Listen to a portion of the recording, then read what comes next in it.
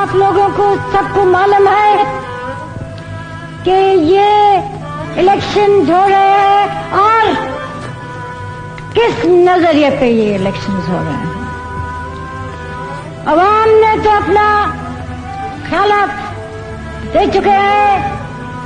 जिधर भी मैं गई हूं उधर बहुत बड़ी तादाद में, लाखों की तादाद में उन्होंने अपना फैसला कर चुके हैं कि यहाँ पार्लिमानी जमहूरियत कायम होगी। ये वोट आपके हाथ में अमानत है और मुझे उम्मीद है कि आप ये वोट को एक अमानत समझ के मुल्क के फायदे और कौम के फायदे के लिए इस्तेमाल करना, न कि कोई और चीज के लिए।